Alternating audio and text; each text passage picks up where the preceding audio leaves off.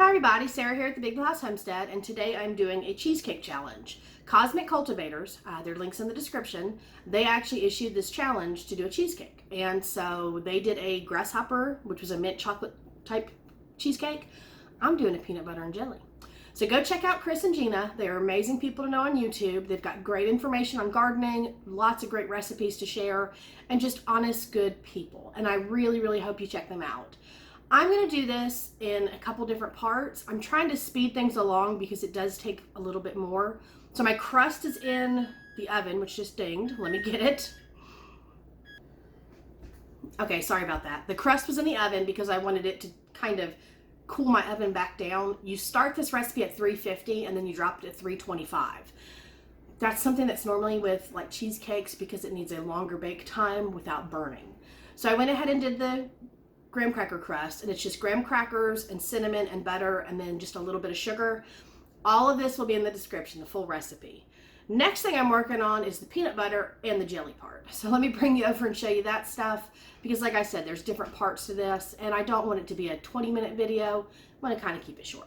So let me show you what I'm working with. This is a 16-ounce jar of all natural peanut butter. No sugar, no nothing, just all natural peanut butter. And I've added in 2 tablespoons of milk just to thin it down some so that it makes it spreadable. Now it still has some lumps in it, so I'm gonna, run the mixer a little bit longer. But in the meantime, before I finish that up, I'm working on the berries. I'm doing 2 types of jelly in here. You can just use a jar of preserves because you're looking for a cup and a half or a cup and a fourth, I think. No, it's a cup and a half of jelly for this. You can use any preserves you choose, but I have this beautiful bag of wonder berries that I actually grew in my garden, and I wanted to use them up. My tip is anytime you're freezing berries, especially from your garden, instead of plucking them all because they're so soft, just freeze them on their stems.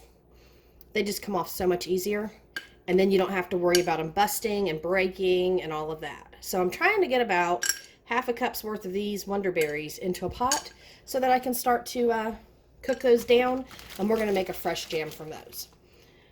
So while I'm working on this, I'm letting my crust cool, I'm letting my oven cool down, and these are washed and cleaned, by the way. I clean everything before I pack it away.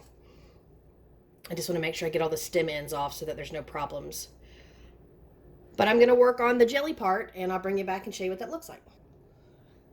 So I've got my berries in a pan, and there is a teaspoon of lemon juice in here, and I'm just going to cook these down till they're nice and popped.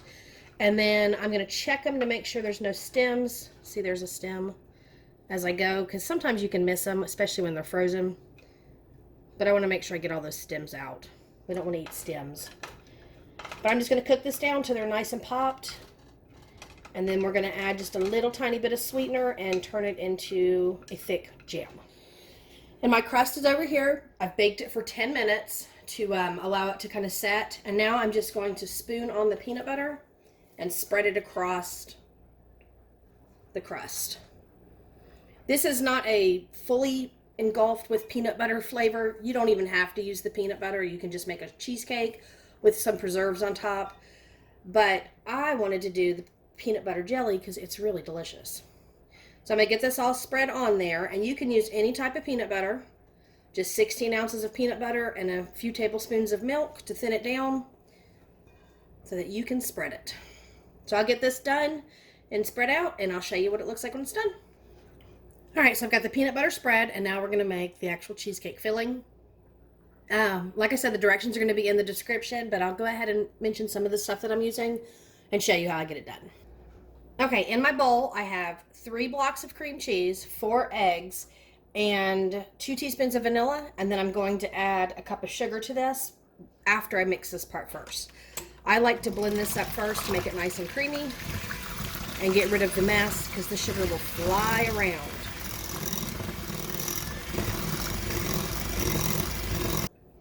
Now I just want to say you want to make sure that your cream cheese is softened.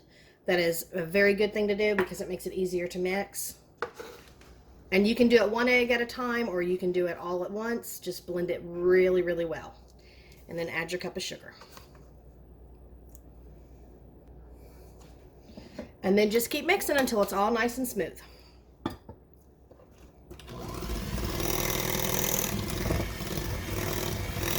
right, make sure you scrape your sides because you really want to make sure it's all really well incorporated.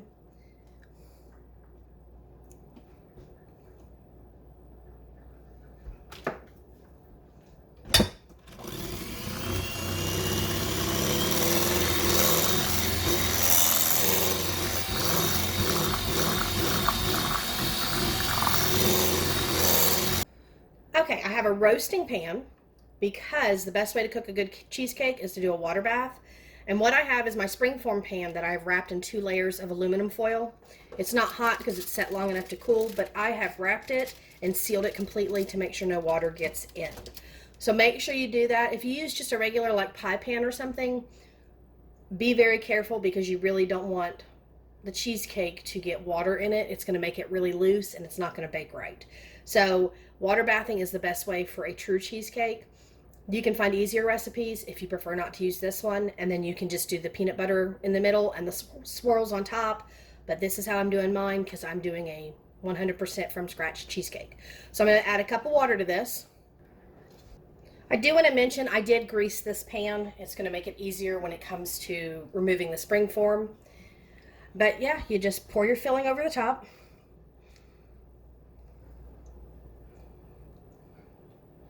And actually what's going to happen is as you bake this, the peanut butter is going to kind of move upwards into the cheesecake. And so it's going to be peanut butter on the bottom and like jam and jellies on the top. You can use any type of preserves you want. It's really good with strawberry and it's really good with raspberry. I've never done grape and I've never done the Wonder Berries. It's the first year I grew them.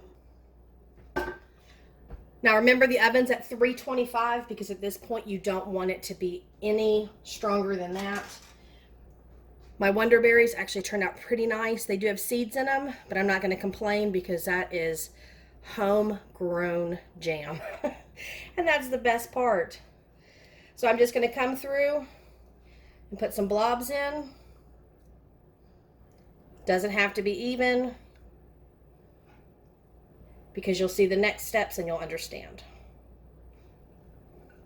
I'm also using some homemade strawberry preserves that I made, but they didn't set all the way, so they're not good for toast. They're too runny, but they are great for pancakes and cheesecakes and things like that. And this one has nice whole strawberries in it, so I'm just going to make sure I get some big chunks in for something different. And I'm just going to blob that around too. The recipe calls for 1.5 cups of preserves. So if you're using anything else, cherry, strawberry, grape, whatever, make sure you measure out 1.5 cups and you mix it with at least a tablespoon of lemon just to brighten up those flavors because they're going to get lost in the actual cheesecake flavor. So you want to make sure you have it nice and brightened up. All right, and the final step is just to take a knife and swirl it through best that you can, all different directions, and make it look like the cosmos. But that's the cheesecake so far, and now we're going to put it in the oven and it's going to bake for about 1 hour and 25 minutes. It will still be jiggly in the center, and that's okay. As it sits and cools, it's going to finish cooking towards the center. So you just want to make sure your sides aren't jiggly, just the center right here.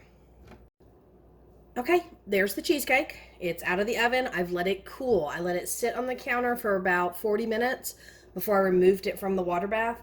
And then I actually stuck it in the freezer for a little while to speed up the cooling process.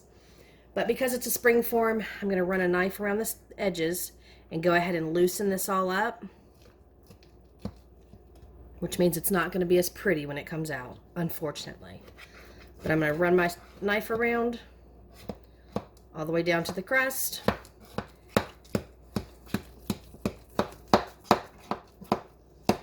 So I just want to tell you that it did come out very jiggly in the center.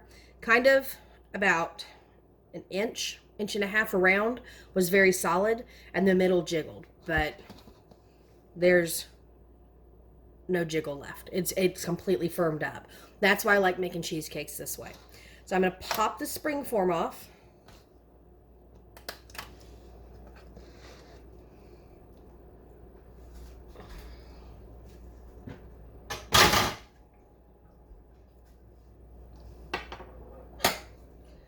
And I am not moving mine to a platter. I'm leaving mine on this just because it makes it so much easier. I'm going to show you the edges. You can see where the peanut butter is kind of moved upward a little bit into the cheesecake.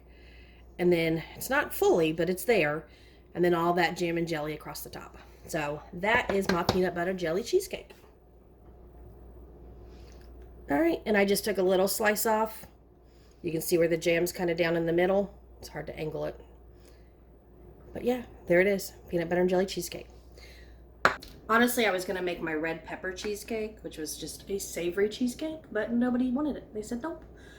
And my son moved out last year and him and I would have eaten the whole thing on our own. But here's to my only bite of cheesecake I'll ever take because I don't eat this much sweets.